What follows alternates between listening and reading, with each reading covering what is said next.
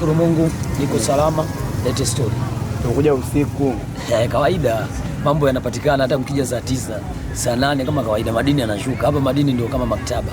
Muda wote mkija kila mmoja anachukua ya kwake anaondoka naye. Last time tuliachana sisi tukienda Zanzibar ukasema unaweza usiende, tunakwenda hatujaona, lakini dabi umeiona? Nimeiona dabi. Dabi nimeiona, imeisha. Sasa tunajipanga kwa dabi nyingine inakuja, lakini hii tena ndio imeshaisha. Mambo yamekuwa mengi, lakini ndio hivyo, dabi imeisha.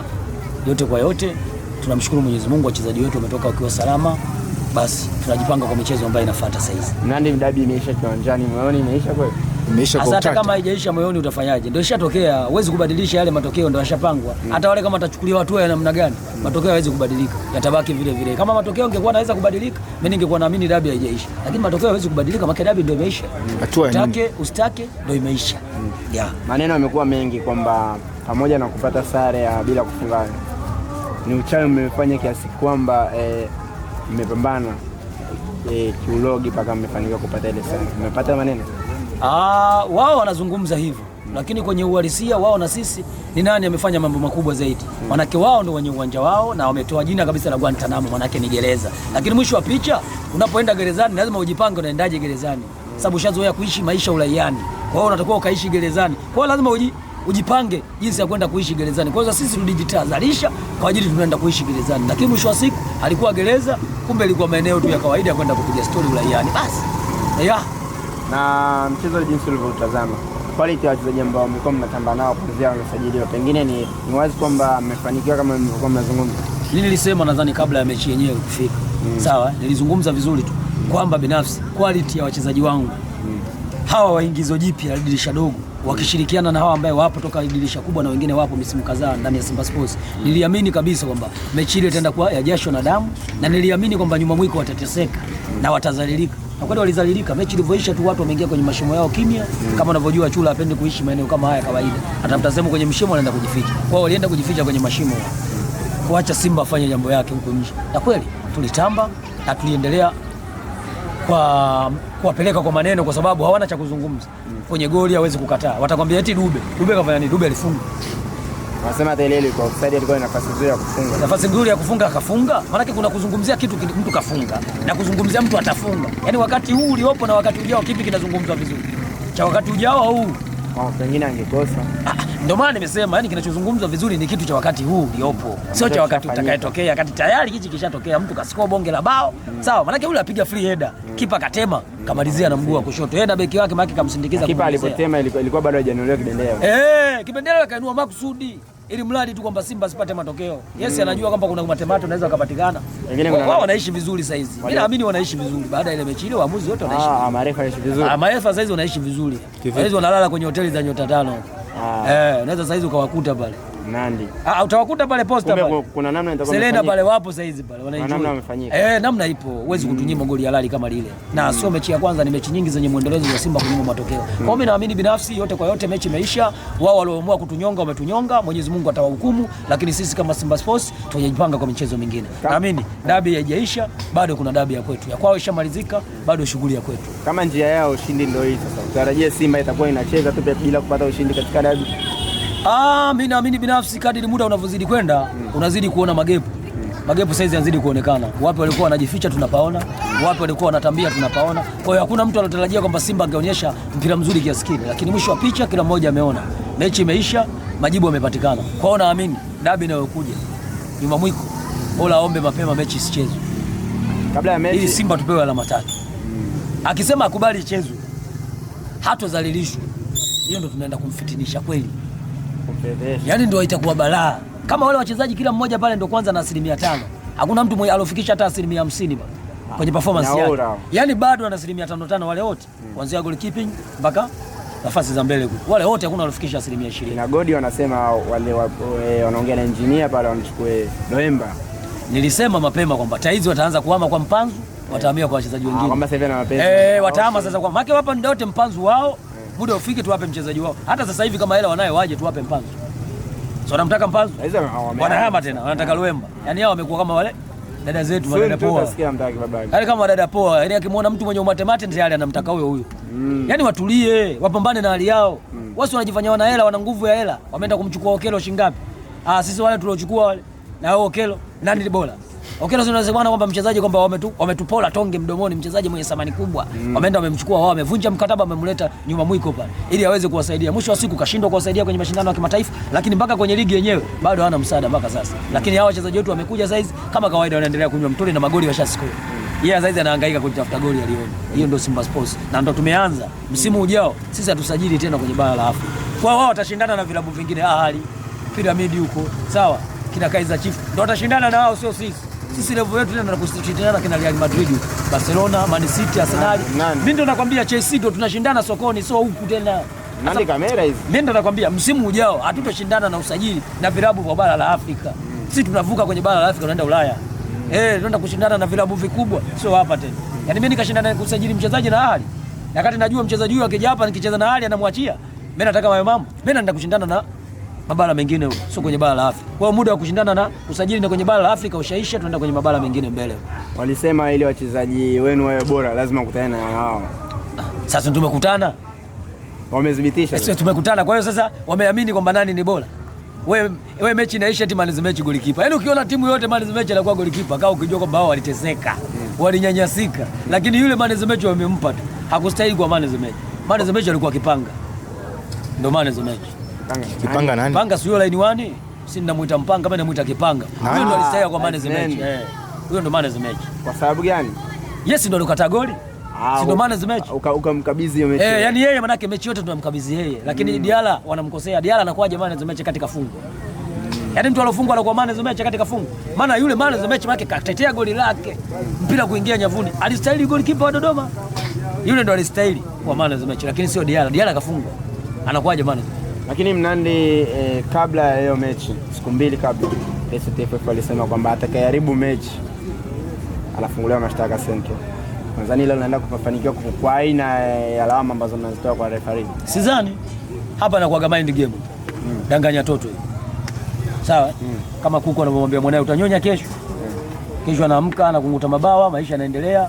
Mama anaenda kutafuta chakula, akishakuwa akiota mabawa na yeye anaachwa anagonga makonzi, mama anatafuta watoto wengine. Lakini swala sijui la wale kweli kwenda kuchukulia hatua wafungwe. Sidhani kama lipo. Lakini sisi tunakaa na kusubiri kwa sababu kaongea mwenyewe. Hatujamshindikiza aongee mwenyewe, na yeye ndio bosi wa mpira kwenye taifa hili. Kaamua kuzungumza mapema kwa sababu anaona kwamba waamuzi wanaendelea kuvurunda siku hadi siku. Kaamua kuongea maneno magumu. Na nini nataka nisubiri yale maneno yake anaenda kutimia. Kwa sababu kweli walishindwa kutofasiri sheria 17, walienda na sheria zao 7. Kumbe wameziacha nyumbani. Tunataka kuona sasa Wireless Karia. Je, atawahukumu kweli ama la? Akiwaacha, maana sisi tutachokifanya sisi kwenye dabi yetu, hatutaki muamuzi kutoka Tanzania na wala hatutaki muamuzi kutoka kwenye bara la Afrika. Waamuzi watoke Ulaya. Waamuzi wanalipwa. Kwani kuna kipengele cha kanuni kipo na tumeziona zile kanuni za msimu kwamba kwenye dabi kipengele cha waamuzi kutoka Ulaya. Inawezekana tu. Tunashindwa kumlipa muamuzi sisi tunatoa hela. Tunamlipa muamuzi aje kufanya kazi. Kwani si mechi moja anakuja kukaa wiki. Watajua wao sasa kama watacheza au wacheze. Ila sisi waamuzi hatutaki watoke kwenye bara la Afrika kwa sababu Ahali yenyewe tumeona msimu uliopita wamegomea dabi pale kwao na hawakucheza. Sawa, zidi ya Zamalek. Tunajua hilo. Sasa kama Ahali wamegomea dabi, bado kuna waamuzi kwenye bara hili la Afrika. Wale walokuja kuiamua dabi ile ya tarehe 25 walitoka wapi? Sio walitoka Cairo. Na hapo Ahali kagomea dabi. Sasa sisi tutakuwa na imani vipi waamuzi kutoka kwenye bara hili la Afrika? Kwa hiyo naamini kipengele kile kipo, sisi tutakitumia kwenye mchezo wetu wa pili. Viongozi wetu naamini watatulia na watakuwa makini kwenye hilo, naamini wataenda mbali. Kwa hiyo kishinda TFF kuwalipa. Sasa kimegeso wamekiweka. Sisi ndio wenyeji wa mchezo. Tutalipa hela.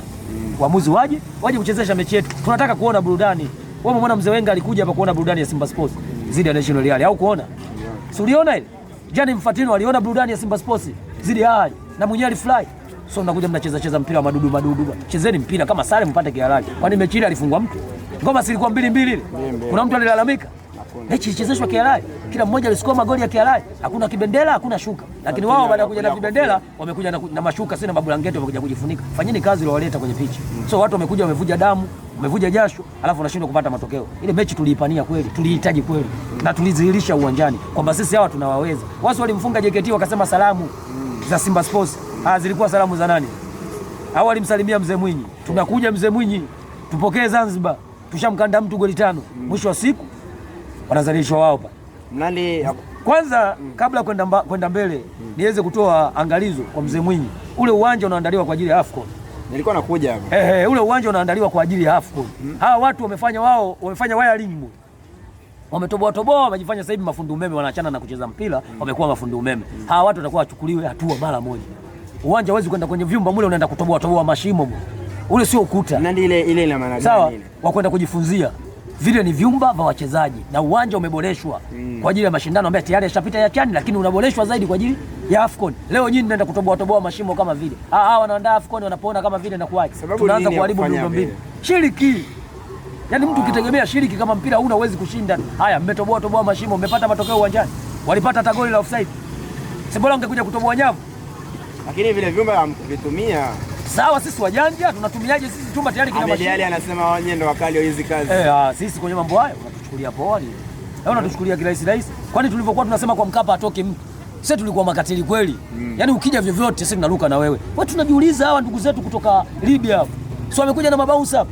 Kuna timu yote ya Kiarabu ishakuja na mabounce. Lakini ile Tripoli si alikuja nao hapa. Kakandwa ngapi bali? Akukandwa chuma 3 bali. Wanaondoka wanalia. Oloya Guinea wao ndio walikuwa na nafasi kwamba mchezo ule ungepata matokeo, walikuwa wana uwezo qualify kwenda hatua ya robo finali, lakini wamepigwa chuma 7 tena kwa 0. Hata goli la offside hawakupata. Eti nyuma mwiko tusumbue sisi. Ipo siku yake, nadhani hizo chuma 7 alizopigwa Oloya, ipo siku nyuma mwiko atakufa. Kwa quality ambayo mna. Kwa quality kwa sababu wale wachezaji nakwambia bado hajafika hata 20%, ndio kwanza 5%. Ni basi 5%. Hawajajua. Asi Oula mkulia wa kwanza kucheza mpira kaacha kuuza mayai ana 5%. Sawa. Ino Jeruti ana 5%. Sawa. Huyo unamchukulia Ismail Tule ana 3%. Huyo unamzungumzia nani? Jimbi Kasali ana 3%. Hao wengine 5 hawajafika. Hizo 3 hizo. Kasali ana 3, Ismail Tule ana 3. Yaani wale bado hawajafikisha hizo 5% kwa sababu wale eneo lao ni lile tu. Sawa? Lakini wale ambao wanatembea uwanja mzima ndio wamefikisha 5%. Je, wale wakifikisha 50%, hiyo Simba itakuwaje? Sababu Libasa sio yule unamjua wewe. Bado hajafunga turbo. Kama watu waliwapima pale DNA. Umeona bwana, wewe unategemea kitatokea nini? Hata walipima umri. Wale walipimwa kweli, unamwona Baka anaangalia juu. Unaangalia nini juu? Unamuomba nani akusaidie? Wewe si ndio koplo? Pambana, wewe koplo pambana. Huyu jamaa alikuwa hatari, alikuwa anaomba dua tu kwamba huyu atoke. Sawa? Yaani mdoto anaomba dua. Alipotoka tu nafsi yake imefurahi, anaweza kaingia Mpanzu tena. Mpanzu anakimbia anaacha mpira nyuma, ana uhakika anacheka huyu familia huyu. Na kweli alipoingia hakuwa na msaada mkubwa kwenye klabu yetu ile siku ile Mpanzu. Sidhani kwamba ndo ana muendelezo na yale maneno yao kwamba huyu mchezaji wao washamjaza hofu asicheze ama ana shida gani, mimi sielewi. Mpanzu alipata nafasi ya mwisho baada ya ile goli kukataliwa, ndo tungewafunga midomo wale kina Kipanga na yule Mwinchui. Ndio ule ndio wanafunika ile kamba ile. Kwa Mpanzu pengine ni nyakati ambazo anazipitia kama mchezaji tuseme. Siamini kama anavyosema. Mimi binafsi naamini anapitia kama mchezaji kwa sababu naamini hata msimu uliopita alipata shida sana na kuna vitu tumevifanya mpaka Mpanzu anaweza kufunga. Kwa hiyo binafsi atakuwa ajiangalie kwamba wapi amekwama na ikiwezekana viongozi wamsaidie kama hana shida nyingine tofauti na hiyo, lakini nadhani itakuwa miba. Kama hana shida nyingine tofauti na hiyo, itakuwa miba. Kama miba ni rahisi kumfungua. Kama tulimfungua msimu uliopita, tutashindwa kumfungua msimu huu. Msimu uliopita tumemfungua na akafunga. Na msimu huu tunaweza tukamfungua pamoja akashafunga goli na akarudi kwenye mfumo. Kwa hiyo mimi binafsi Elie Mpanzu kwa sasa hata asipocheza mimi na roho sana. Lakini mwanzo tulikuwa tunamtegemea kwa sababu yeye ndo muda mwingi alikuwa anatembea anapusha anaenda huko anaenda. Lakini sasa hivi tuna viberenge vingi. Tena viberenge hivyo. Unajua ucheze na nani? Hivyo viberenge hivyo sasa. Sawa? Hivyo viberenge vikae na mpira dakika 10. Yaani ndani ya dakika moja kashatoa pale kahamia pale. Yaani kama unavyomuona ndege yule anaitwa Mbayuwayo yule. Anapoona moshi anajua wadudu muda wote anatafuna.